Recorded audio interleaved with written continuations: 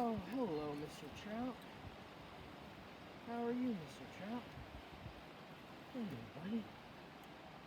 How are you? Oh, we'll just go ahead and take that hook out real quick. Oh, hello there. How are you today? I was just doing a little bit of trout fishing. Check out this brown trout I just caught. That's a nice, maybe 12-inch brown trout. Now I'm gonna go ahead and let this guy go. Here we go, into the water, and away he goes. All right, goodbye, Mr. Trout. Well, hello and happy Friday. Today is Friday, April 17th, and I just wanted to welcome you back to another episode of Hamilton Reads.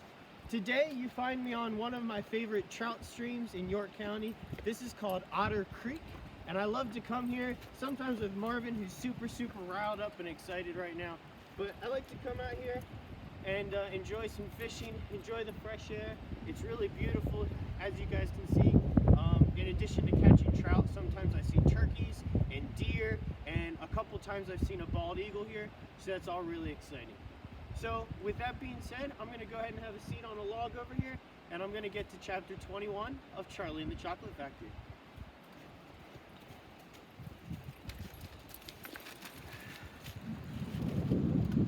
Ugh.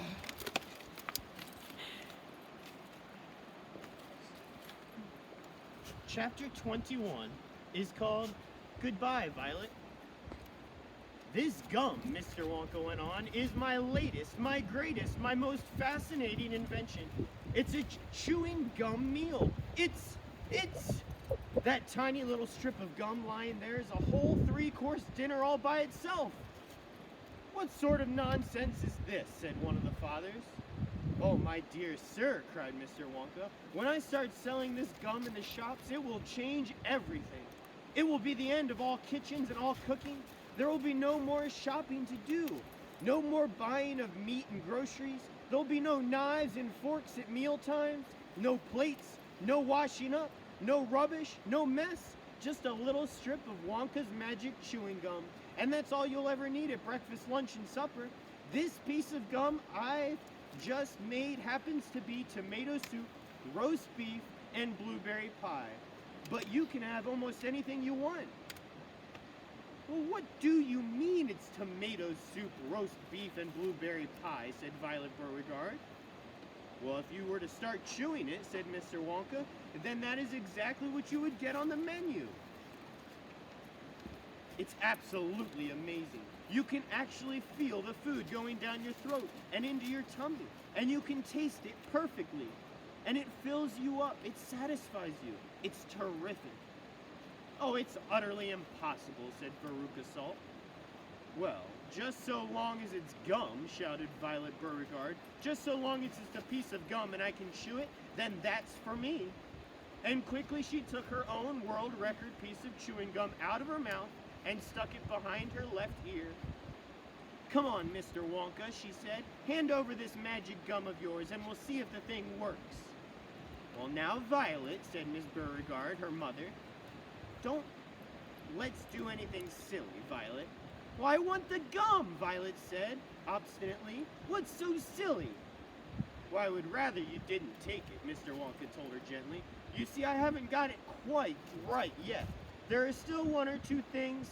Oh, to blazes with that, said Violet. And suddenly, before Mr. Wonka could stop her, she shot out a fat hand and grabbed the stick of gum out of the little drawer and popped it into her mouth. At once, her huge, well-trained jaws started chewing away on it like a pair of tongs. Don't, said Mr. Wonka. Oh, fabulous, shouted Violet. It's tomato soup. It's hot and creamy and delicious. I can feel it running down my throat.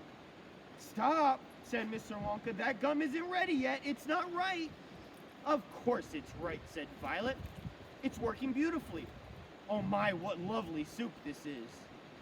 Spit it out, said Mr. Wonka. Oh, it's changing, shouted Violet, chewing and grinning both at the same time. The second course is coming up. It's roast beef. It's tender and juicy. Oh boy, what a flavor. The baked potato is marvelous too. It's got a crispy skin. and it's all filled with butter inside. Oh, but how interesting, Violet, said Miss Beauregard. You are a clever girl. Keep chewing, baby, said Mr. Beauregard. Keep right on chewing. This is a great day for the Beauregards. Our little girl is the first person in the world to have a chewing gum meal. Everybody was watching Violet Beauregard as she stood there chewing this extraordinary gum. Little Charlie Bucket was staring at her absolutely spellbound, watching her huge rubbery lips as they pressed and unpressed with the chewing, and Grandpa Joe stood beside him gaping at the girl. Mr. Wonka was wringing his hands and saying, "No, no, it's not ready for eating. It isn't. You mustn't do it." "Oh, blueberry pie and cream," shouted Violet. "Here it comes. Oh, my. Oh, it's perfect. It's beautiful. It's exactly as though I'm swallowing it.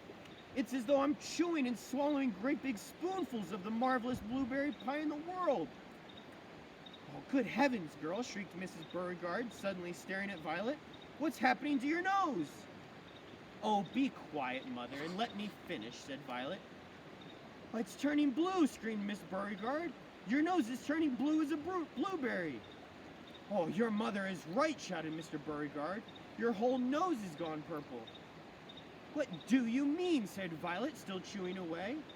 "Your cheeks," screamed Mrs. Beauregard. "They're turning blue as well. So is your chin. Your whole face is turning blue." "Oh, spit that gum out at once," ordered Mr. Beauregard. "Mercy save us," yelled Mrs. Beauregard. "The girl's going blue and purple all over. Even her hair is changing color. Violet, you're turning violet. Violet, what is happening to you?" "I told you I hadn't gotten it quite right yet," sighed Mr. Wonka, shaking his head sadly. "I'll say you haven't," cried Mrs. Beauregard. "Just look at the girl now." Everybody was staring at Violet, and what a terrible, peculiar sight she was. Her face and hands and legs and neck, in fact the skin all over her body as well as her great big mop of curly hair, had turned a brilliant purplish blue, the color of blueberry juice. "Oh, it always goes wrong when we come to the dessert," sighed Mr. Wonka. "It's the blueberry pie that does it. But I'll get it right one day. You wait and see." "Violet," screamed Mrs. Beauregard, "you're swelling up." "I feel sick," Violet said. "You're swelling up," screamed Mrs. Beauregard again. "I feel most peculiar," gasped Violet. "Oh, I'm not surprised," said Mr. Beauregard. "Great heavens, girl," screeched Mrs. Beauregard. "You're blowing up like a balloon." "Like a blueberry," said Mr. Wonka. "Call a doctor," shouted Mr. Beauregard. "Prick her with a pin," said one of the other fathers. "Save her," cried Mrs. Beauregard, wringing her hands. And here's a picture of Violet Beauregard, who's blowing up just like a blueberry. That's nice.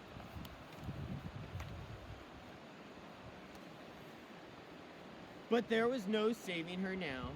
Her body was swelling up and changing at such a rate that within a minute it had turned into nothing less than an enormous round blue ball, a gigantic blueberry in fact, and all that remained of Violet Beauregard herself was a tiny pair of legs and a tiny pair of arms, sticking out of the great round fruit and a little head on top.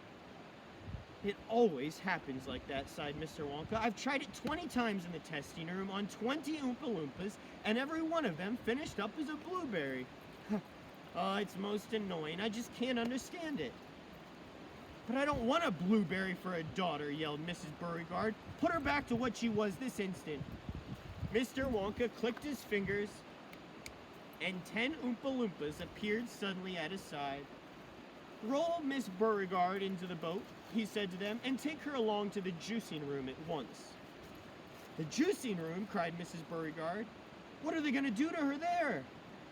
"Squeeze her," said Mr. Wonka. "We've got to squeeze the juice out of her immediately. After that, we'll just have to see how she comes out. But don't worry, my dear Mrs. Beauregard. We'll get her repaired if it's the last thing we do. I'm sorry about it, really, I am." Already, the 10 Oompa Loompas were rolling the enormous blueberry across the floor of the inventing room towards the door that led to the chocolate river, where the boat was waiting. Mr. and Mrs. Beauregard hurried after them.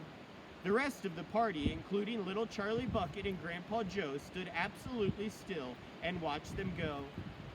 "Oh, listen," whispered Charlie. "Listen, Grandpa. The Oompa Loompas in the boat outside are starting to sing." The voices, 100 of them singing together, came loud and clear into the room.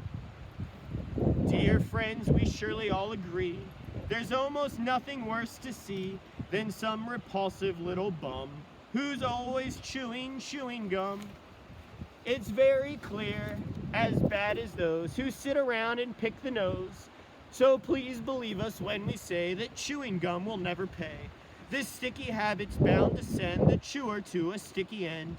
Did any of you ever know a person called Miss Bigelow? This dreadful woman saw no wrong in chewing all day long. She chewed while bathing in the tub. She chewed while dancing at her club.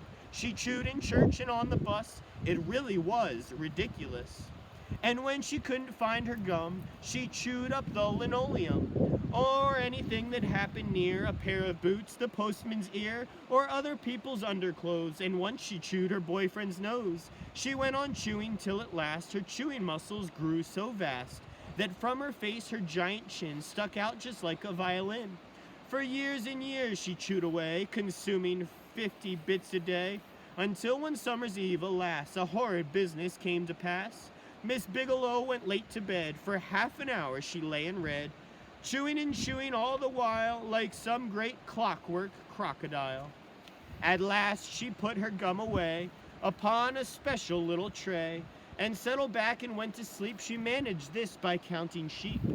But now how strange, although she slept, those massive jaws of hers still kept on chewing through the night, even with nothing there to bite. There they were, you see, in such a groove, they positively had to move, and very grim it was to hear, in pitchy darkness loud and clear, this sleepy woman's great big trap, opening and shutting. Snap, snap, snap, faster and faster, chop, chop, chop. The noise went on, it wouldn't stop, until at last her jaws decide to pause and open extra wide, and with the most tremendous chew, they bit the lady's tongue in two. Thereafter, just from chewing gum, Miss Bigelow was always dumb, and spent her life shut up in some disgusting sanatorium. And this is why we'll try so hard to save Miss Violet Beauregard from suffering an equal fate. She's still quite young, it's not too late. Provided she survives the cure, we hope she does. We can't be sure.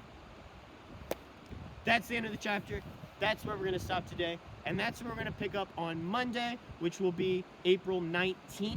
So I'll see you guys back on Monday. Today, I'm wearing Nike socks underneath of my fishing waders. My fishing waders are up to my chest. They're kind of like overall straps.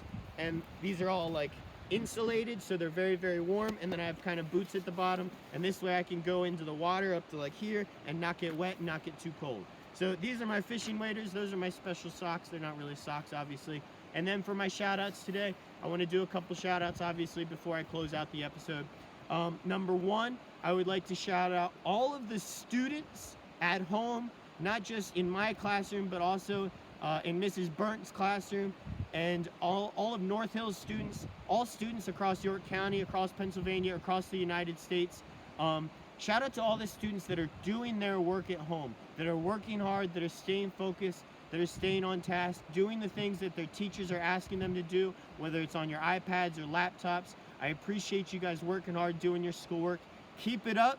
I'm really, really proud of you guys that are working really hard. So anyway, keep working and stay tuned for another episode, which will come on Monday, April 19th.